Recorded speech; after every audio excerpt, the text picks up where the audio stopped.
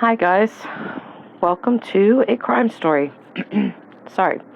We're going to hop right in today. I'm going to call this episode 2 Alex Cox. Alex Cox has been talked about quite a bit, but I still feel like there's just so much we do not know about this guy. And that we may never know because he is now dead.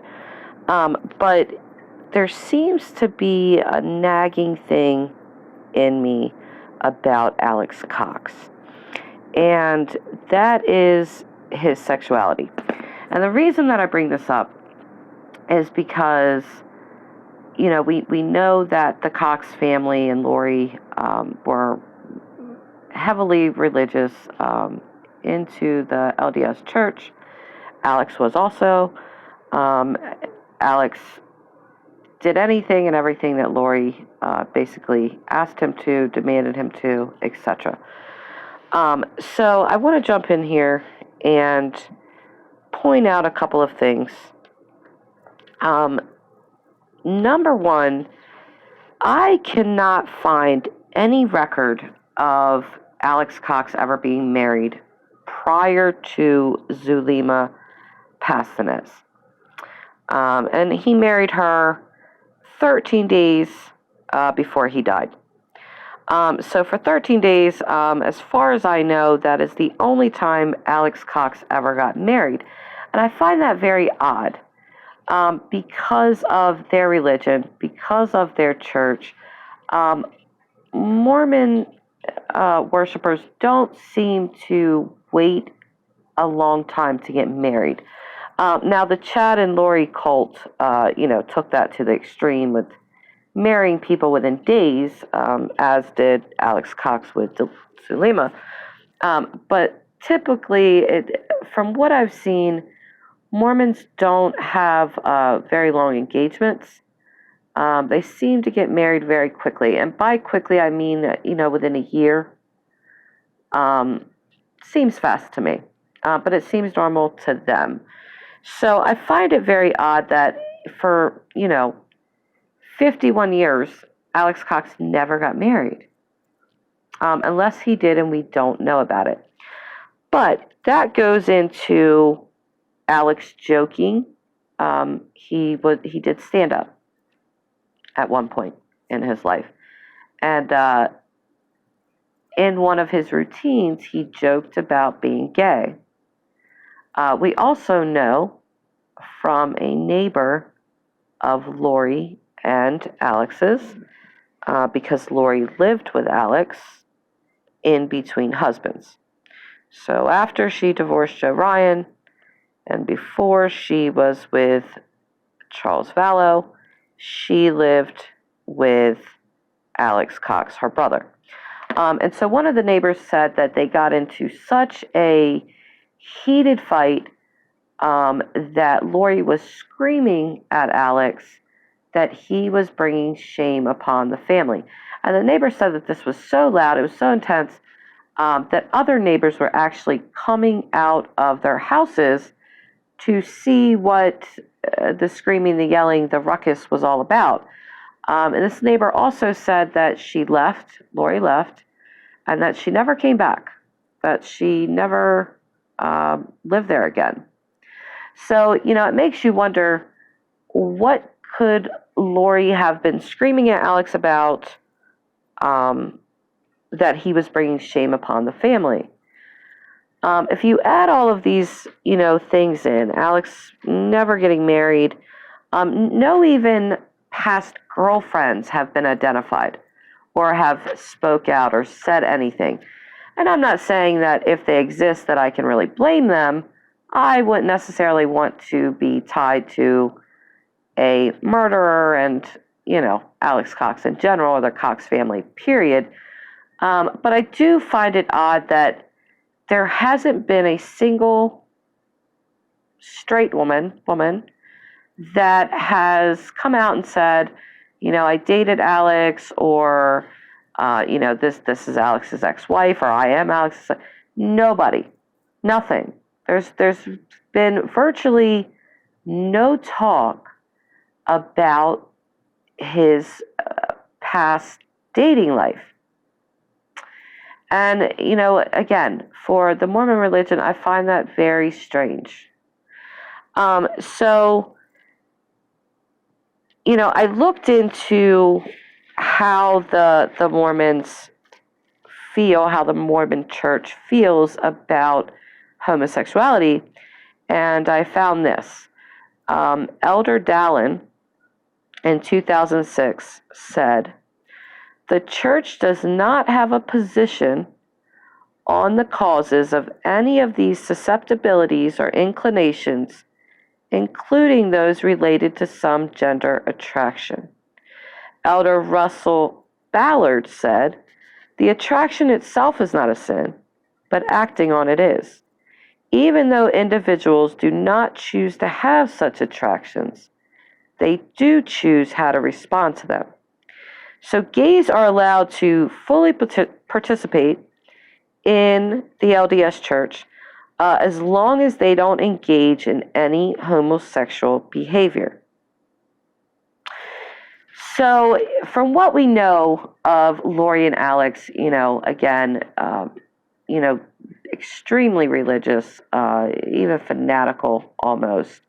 And we know that their church does not turn the brightest eye to homosexuality. They basically tell people, if you are gay, that's fine. You just can't act on it in any way. So, you have to wonder if Alex really struggled with that, and that may be why he never married. Maybe he was not sexually active. Maybe he chose not to choose, basically, because maybe he knew he was gay. This is speculation again. I'm not saying he was, but I'm saying a lot of these things point to that. And it really speaks to how deeply, fanatically religious Lori and Alex really were. That he would go that far. And then it's also, it should be noted that Zulema and Alex drove to Vegas. They go into this, little chapel to get married. And the person that married them, the minister, I'm not sure of his title, but the person that married them said that he remembered them. And he remembered them because there was no emotion, that it seemed very businesslike. They came in by themselves, they did it, and they left. And he just said that, it seemed very businesslike. There didn't seem to be really any love between them. So, I apologize. I get a little dry mouth sometimes. But anyway, so it seems to me that Alex, there's a high probability that he was gay. And it seems to me that he married this woman because, I'll do finger air quotations, that was the right thing to do. And I think that all of this behavior by him really just points to his willingness to follow a religion at all cost. And so I think that with his already deeply religious nature, and his dying devotion to his sister, those two things combined, he kind of made the perfect, I don't know what you want to call it, hitman, as everyone else has called him. But I think it was just really easy to indoctrinate him. I don't think that was very hard. I think once Lori was fully in, and we know that she was.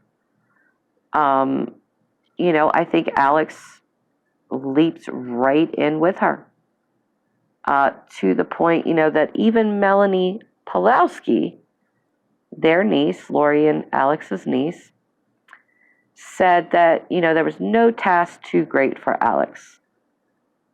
And what she meant by that was, even if it meant killing the kids, it wouldn't have been too great a task for him to carry out. So that just says quite a bit, about their religion, about their belief system, and it kind of speaks really to who these people are. You have to wonder how different things could have been if Alex was not so shackled by his beliefs. Now, I'm not saying that the guy wouldn't have turned out to be a psychopathic killer that murdered his own family members, but I just have to wonder if his life would have looked different. And I have to say that it probably would have. And Lori too. Lori to me just screams mental illness. So I think the mental illness on top of the fanatical religious beliefs really just sent her, into cuckoo land. Why Alex chose, because I've watched Alex stand up, and I often, reference these. But there's some things that I know about stand-up comics, and that is that a lot of them suffer from depression. It's usually said that the funniest people are actually the saddest. And you think of people like Robin Williams. He, hilarious man, and made, some of the most iconic comedies, and he kills himself. And it leaves everybody questioning why. How could this be? Robin Williams, such a happy, funny guy. Well, a lot of people that have that deep depression hide it behind humor. So Alex Cox doing stand-up comedy, to me, it really just makes me wonder, was this guy really depressed? He could not, in my opinion, I truly believe that Alex was gay. I really do. And I think that, comedy was an outlet for him. And so, but I do believe that he was most likely a very sad and depressed person. And obviously, mentally unwell, because nobody kills their family members that are sane. So I want to point this out too. I hope this video does not come across as sympathetic to Alex, because it's very clear that he absolutely had a part in either killing the children or disposing of their bodies, or both. So there's no disputing this guy was absolutely a murderer, but I'm always fascinated with what makes people tick.